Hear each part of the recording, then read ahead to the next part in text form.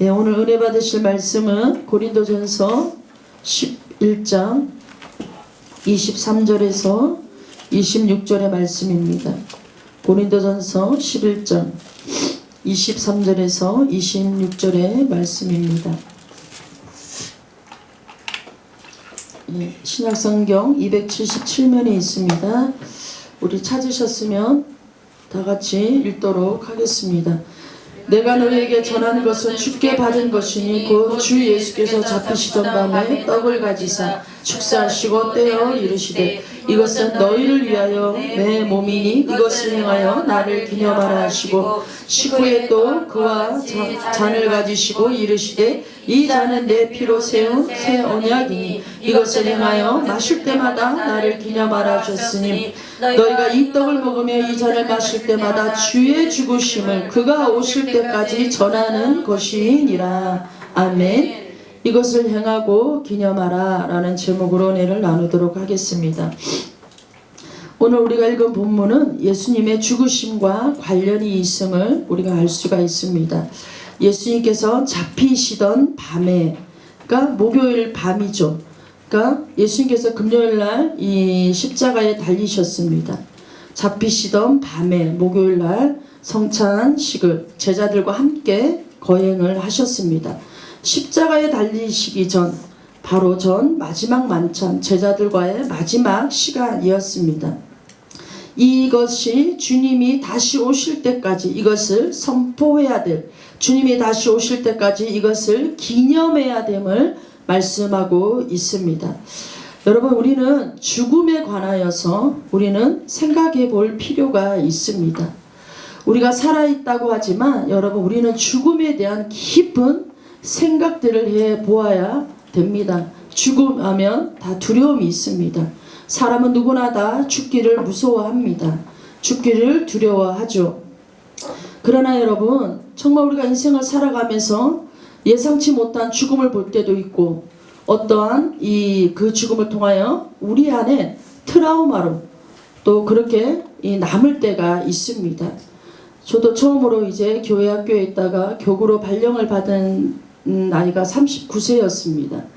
그때 처음으로 이제 교구로 발령을 받아서 갔는데 그때 이제 41살이었던 우리 그 지역장님이 위가 안 좋다고, 그러니까 위 소화가 잘 안 된다고 저한테 이제 검사 받으러 가니까 기도해 달라고 그래서 이제 기도해 줬더니 이제 검사 결과는 위는 괜찮다고 그렇게 나왔다고 하더라고요.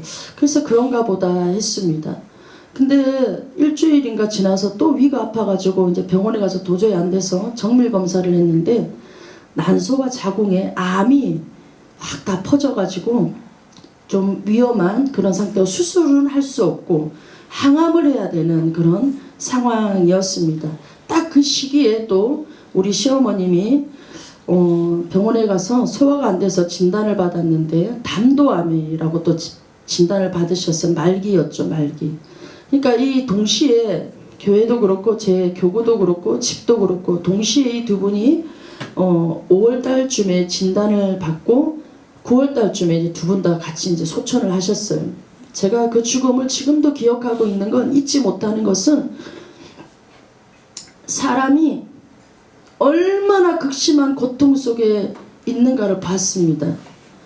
그 항암을 하는데 참 그분이 이뻤거든요. 근데 그 항암을 하면서 온 몸이 시커멓게 변하더라고요. 시커멓게 변하고 얼마나 말라 들어가는지 그것을 보면서 제가 이 죽음에 대해서 한번 깊이 생각을 한번 해보게 되었습니다. 제가 물론 나이도 39세 어린 나이였지만 그 장례를 치르는 3일 내내 얼마나 제가 울었는지를 몰라요.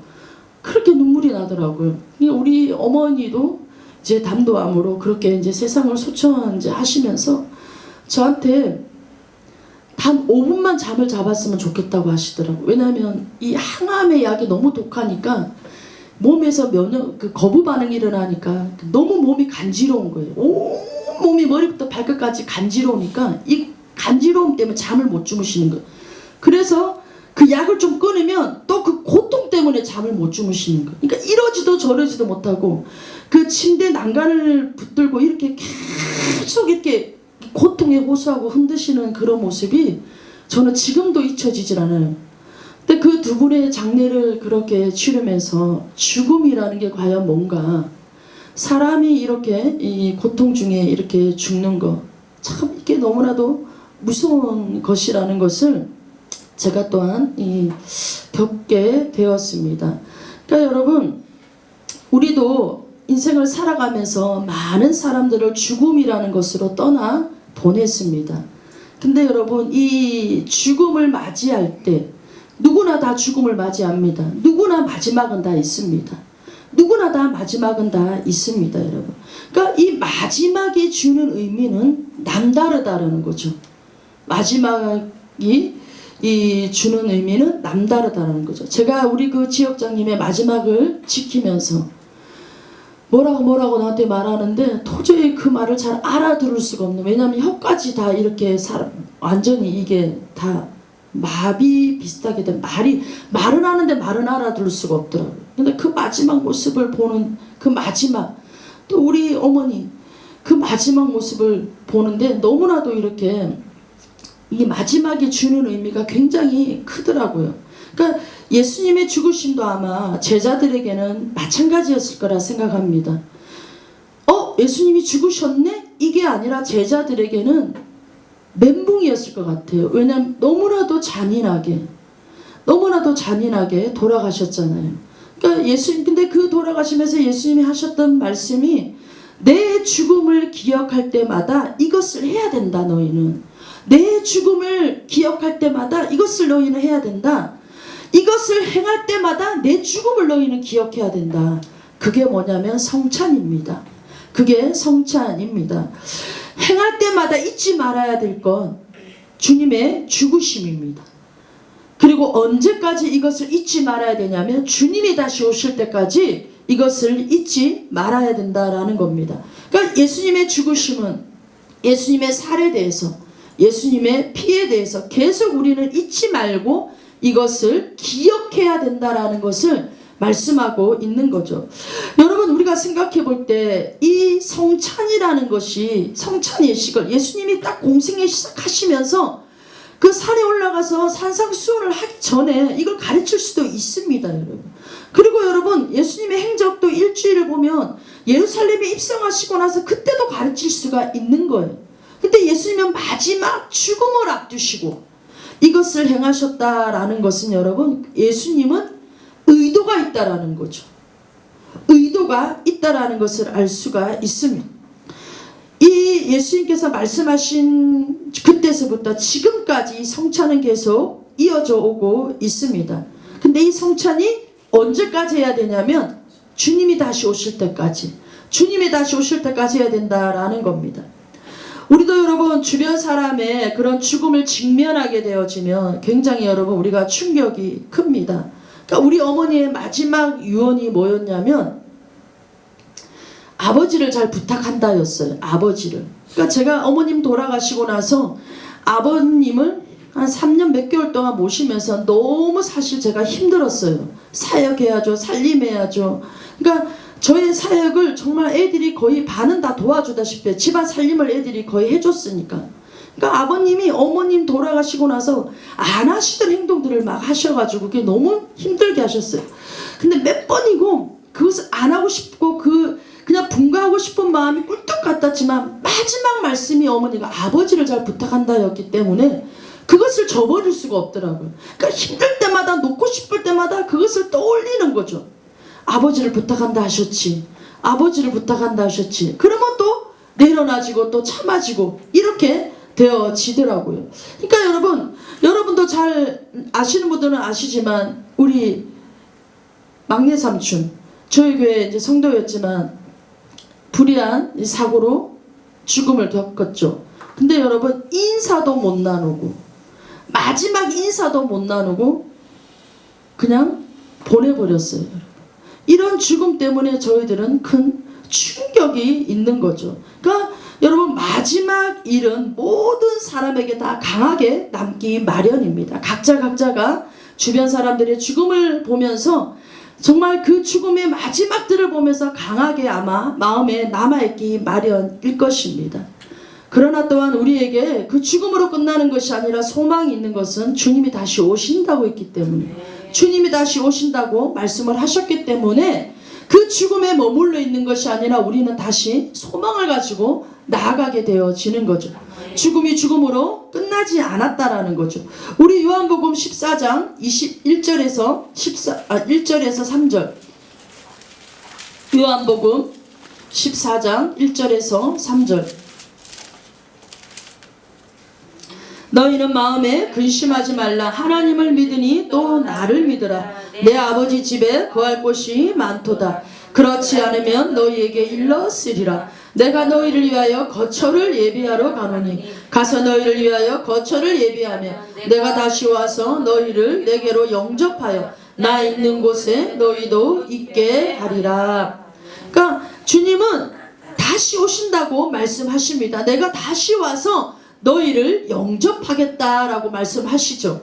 그러니까 여러분, 이 요한복음 14장 1절과 이 1절의 쭉 말씀은 혼인잔치에 비유된 말씀입니다. 그러니까 우리가 유대 사회에 대해서 좀 알아야 되는데, 우리는 그냥 결혼식에 신랑 신부 입장하고 결혼식이 딱 끝나면 그때부터 부부가 함께 한 집에서 살아요. 근데 유대 사회는 그렇지 않습니다. 신부가 저 신랑을 나의 신랑으로 내가 맞이하겠다라고 딱 결정이 되어지면 그 길로 신랑은 자기 집에 가서 집을 마련합니다. 거처를 마련합니다. 그 기간이 어떤 분은 1년, 2년 이렇게 걸릴 수가 있어요. 그러면 그 아버지가 그 집을 보고 이제는 신부를 데리고 와도 되겠다라고 그러면 이제 신랑이 신부 집에 갑니다.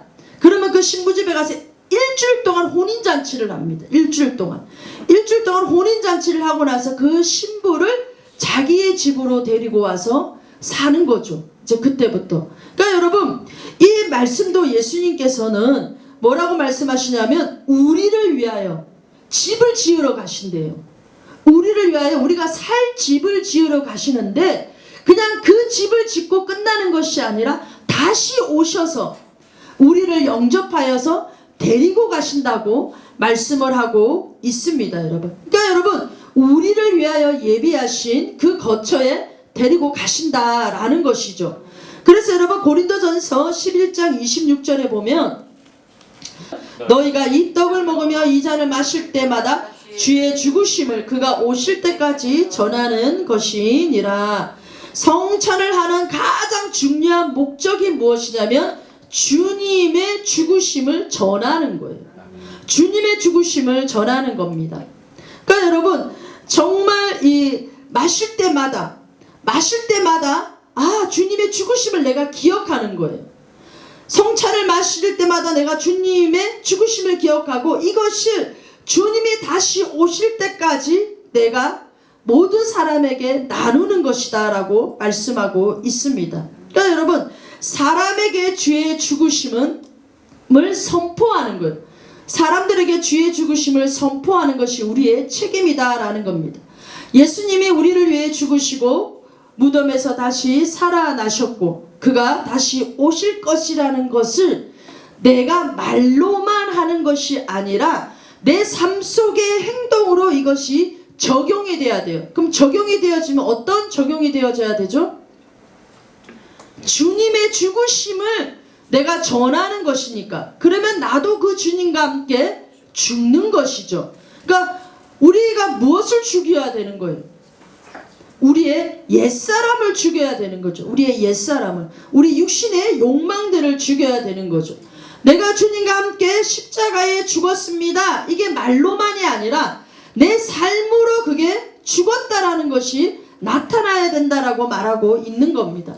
고린도전서 11장 23절에서 26절의 말씀은 요약하자면 이것은 그리스도의 살입니다. 이것은 그리스도의 피입니다. 이것을 받아 먹으십시오. 이것을 받아 먹으면서 예수 그리스도의 죽으심을 항상 기억하고 그렇게 살아야 됩니다 라고 말하고 있는 겁니다.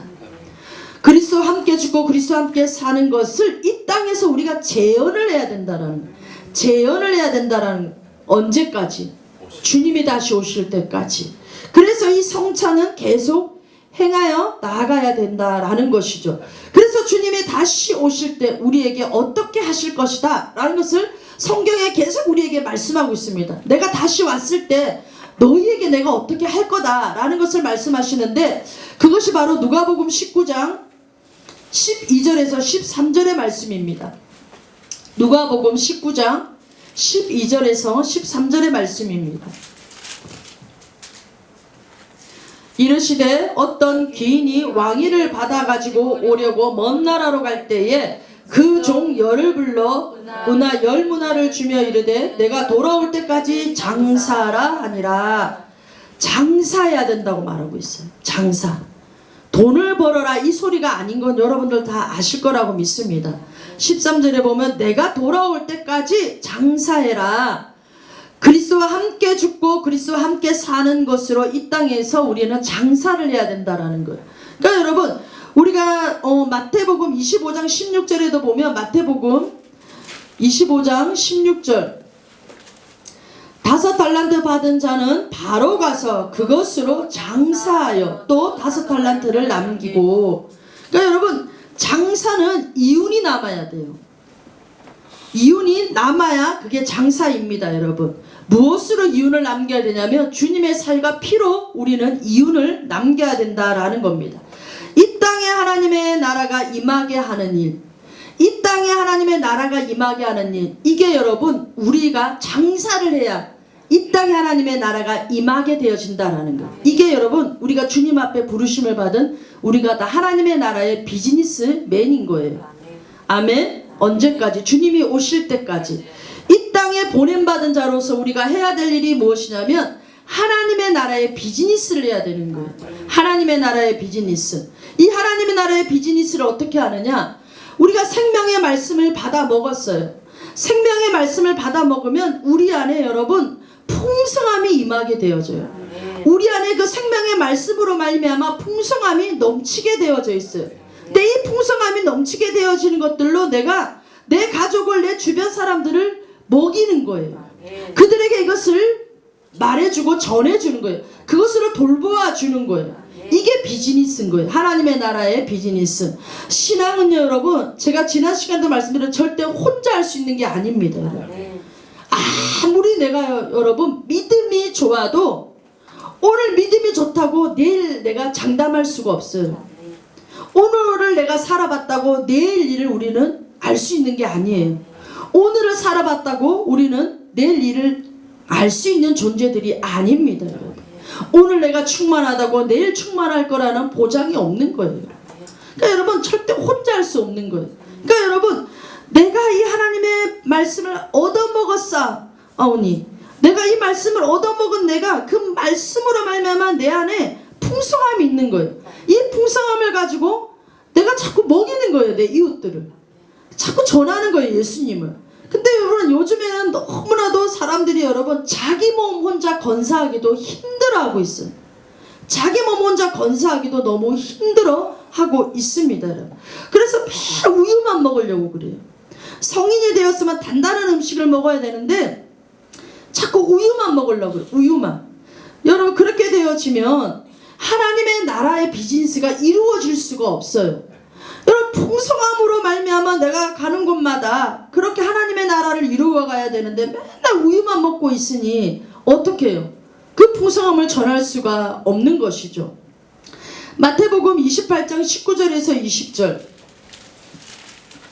28장 19절에서 20절.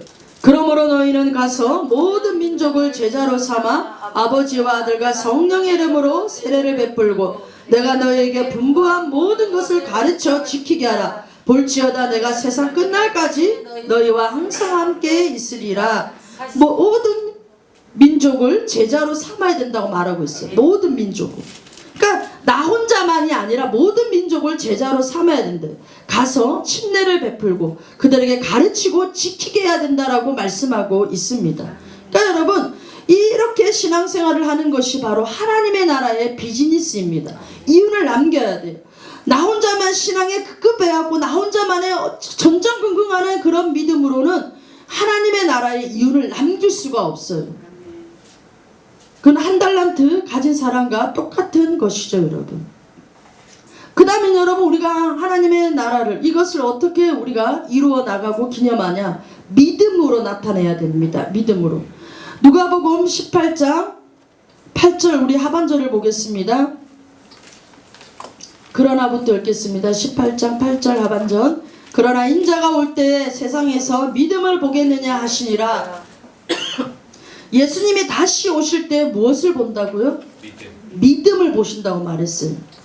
주님이 다시 오실 것을 믿고 그 삶을 사는 사람들, 이 사람들이 바로 믿음을 가진 자들입니다. 여러분, 성령으로 출발은 성령으로 시작했다가 마지막은 육체로 마치는 자들이 너무 많이 있습니다.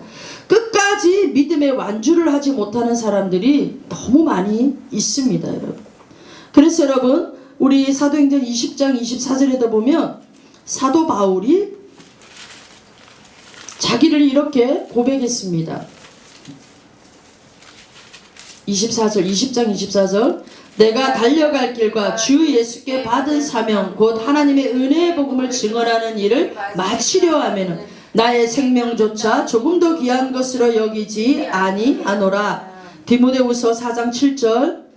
나는 선한 싸움을 싸우고 나의 달려갈 길을 마치고 믿음을 지켰으니, 사도 바울이 믿음을 지켰다고 말하고 있는 거죠. 주님이 언제 오시는데 이걸 계속 우리가 믿음을 가지고 나가야 됩니까? 2000년 전에 오신다고 곧 오리라 했는데 지금까지도 안 오신 거 보면 안 오시지 않을까요? 라고 생각할 수가 있겠지만, 여러분, 하나님은 세상을 정말 이처럼 사랑하셔서 그 아들 독생자를 우리에게 주셨습니다. 그래서 그를 믿는 자마다 어떻게 해요? 세상을 회복시키는 바로 그런 자로 우리를 부르셨다라는 겁니다. 그럴 때 여러분, 우리에게 믿음이 나타나야 된다는 거예요. 믿음이. 인내로서, 여러분, 인내로서 우리가 정말 경주를 해야 되어지는 줄을 믿습니다. 우리가 천국에는 여러분 아무것도 가지고 갈 수 없다라고 그런 말들을 합니다. 아무리 이 세상에 천석군 만석군이라도 그 모두 가지고 있던 것들을 하나도 가지고 갈 수 없다고 말하지만 아닙니다. 여러분, 천국은 가져갈 수 있습니다. 무엇을요? 믿음을요. 믿음을 가져갈 수 있다라는 겁니다. 물질을 가지고는 천국에 갈 수가 없지만 믿음을 가지고는 천국에 갑니다. 여러분, 그러니까 여러분, 믿음으로 우리가 행했던 것, 믿음으로 살아냈던 것, 믿음으로 우리가 했던 모든 것을 다 가지고 간다라는 거예요. 다 가지고 갑니다. 여러분, 여러분, 인생이 70이고 간거라면 80이라고 했습니다. 영원이라는 세계를 볼 때에 이 70과 80은 찰나의 시간이에요. 찰나의. 요즘은 100세 시대라고 하지만 그렇게 여러분 주변에 봐도 100세까지를 사시는 분들은 정말 드물더라고요. 아무리 약이 의술이 좋다 하더라도 거의 그냥 70세 80세 좀 더 사시면 90세까지는 살아도 거의 7, 80세 되면 다 주님의 부르심을 받으시더라고요. 여러분, 영원이라는 세계를 볼 때에, 끝도 없는 그 영원이라는 이 시간을 볼 때에 70년 80년은 여러분 순간인 거예요. 순간, 찰나인 거예요. 찰나. 이 찰나의 시간인 거예요. 여러분, 이 찰나의 시간을, 짧은 이 시간을 어떻게 우리가 살아갔냐에 따라서 달라진다는 거죠. 믿음으로 살았느냐 그렇지 아니하였느냐에 따라서 우리의 영혼의 삶이 달라진다는 거예요. 이 세상에서의 우리의 삶이 영원의 삶을 좌우한다라는 거예요. 이 세상에서 우리의 삶이 영원의 삶을 좌우하게 되어져 있고 결정되어지게 되어진다라는 것입니다. 이 세상이 없어지고 지나가고 사라지는 것들 때문에 너무나도 많은 사람이 믿음을 배반하고 믿음을 파선하고 믿음에 떠나고, 그렇게 여러분 성령으로 시작했다 육체로 마치는 자들이 많습니다. 그리고 여러분, 교회 몸만 왔다 갔다 하고 그냥 출석 도장에 도장을 찍는 정도의 그런 믿음으로는 영혼의 삶에서 얻을 것이 없다라는 거예요. 영혼의 삶에서. 그래서 여러분, 히브리서 우리 12장 1절에서 2절.